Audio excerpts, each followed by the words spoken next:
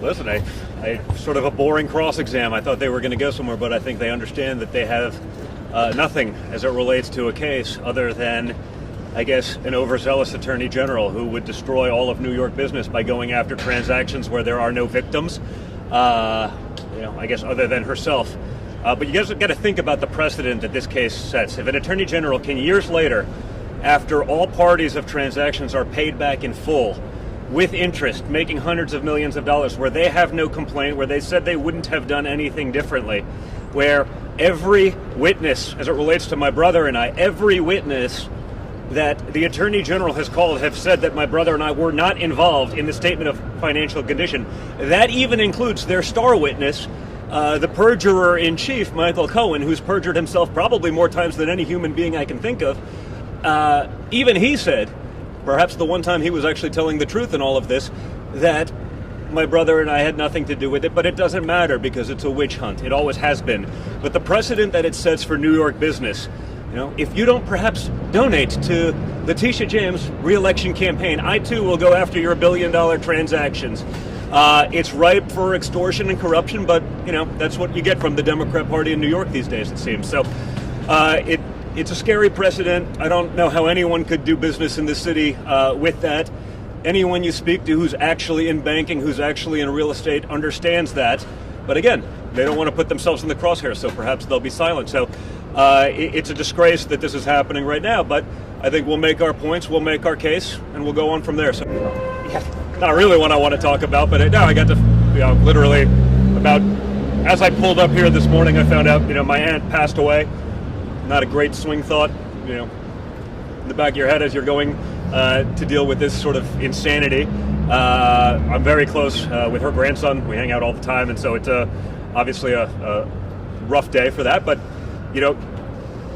unfortunately, it is what it is. This is what it's become, right? Every day there's going to be another nonsense, another lawsuit. They're going to keep trying.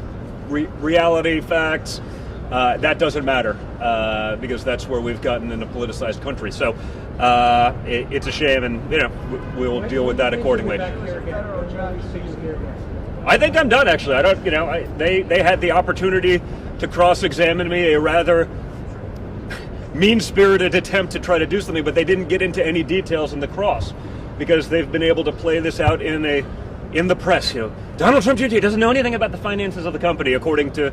No, they asked me specifically about the statement of financial condition, one document of billions, and like I said, every witness that they have said has, under oath, said that Eric, myself, we had nothing to do with the document. No, nothing. Even Cohen, like I said. But that is the basis for why we are apparently already guilty of fraud, having never even heard from us at that point before ever hearing from these witnesses. So that's why, it's a little bit ridiculous, right? You can't even make your case before, oh, wait, this is it.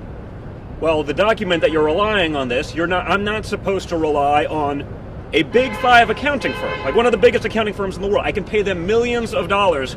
I rely on them to do accounting, but I'm supposed to know more than them. By this logic, insurance companies are going to start suing patients for listening to their doctors. Right? Do you understand? Am I supposed to know more? Oh, Don Jr. doesn't know anything about it. I'm not an accountant. I'm a business guy. I went through each and every one of our deals. Had they asked me those questions, I could have very easily answered them. But I can't answer questions about a document that literally everyone acknowledges I had nothing to do with. I rely on the accountants to do that. Don, it seemed like you had a pretty good rapport with Judge Moore, and the defense has been pretty hard on him. What's your view? It was, perhaps there's a New York personality there, but no, I think he understood. I can't help myself even in a very serious situation.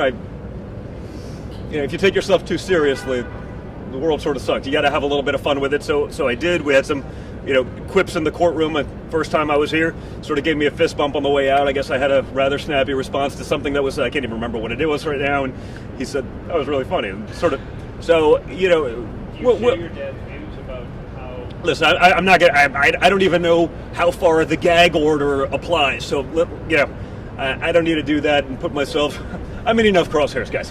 But again, this is about the Attorney General going after and prosecuting their political enemies. And if you don't believe that, just listen to what she said before she was ever Attorney General, right? We're going to go after Trump. We're going to go. We're in New York. It's bullshit. Okay, is what it is. But that doesn't matter because it's also New York, because it is so one-sided. And that's the reality of the world in which we live today. So we gotta play accordingly. But I imagine, as you'll hear from our other experts and witnesses and the banks and everyone, they'll totally back up our side of the story. I just don't know that any of that matters because, unfortunately, it doesn't feel like, we're playing by the rules. We're playing by a one-sided system of justice. So, why is there yet thanks, to be guys. a motion?